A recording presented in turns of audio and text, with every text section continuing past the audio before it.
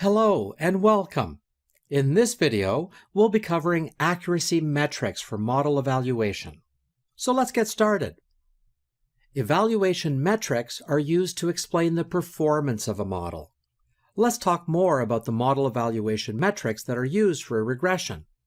As mentioned, basically we can compare the actual values and predicted values to calculate the accuracy of a regression model.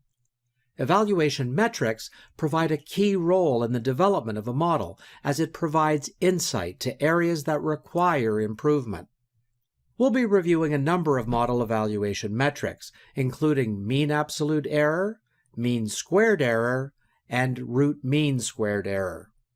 But before we get into defining these, we need to define what an error actually is.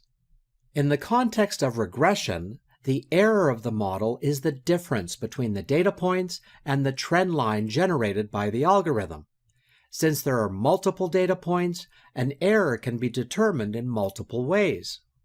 Mean absolute error is the mean of the absolute value of the errors. This is the easiest of the metrics to understand since it's just the average error. Mean squared error is the mean of the squared error. It's more popular than mean absolute error because the focus is geared more towards large errors. This is due to the squared term exponentially increasing larger errors in comparison to smaller ones.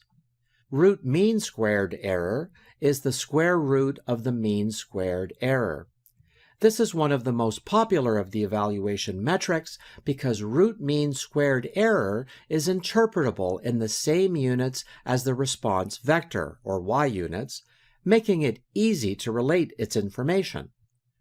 Relative absolute error, also known as residual sum of square, where y bar is a mean value of y, takes the total absolute error and normalizes it by dividing by the total absolute error of the simple predictor.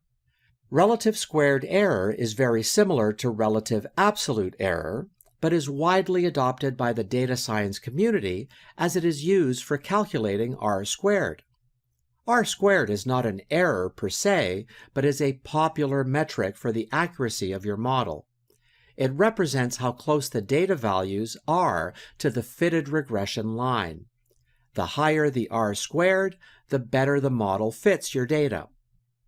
Each of these metrics can be used for quantifying of your prediction.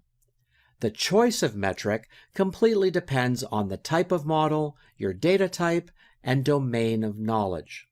Unfortunately, further review is out of scope of this course. Thanks for watching.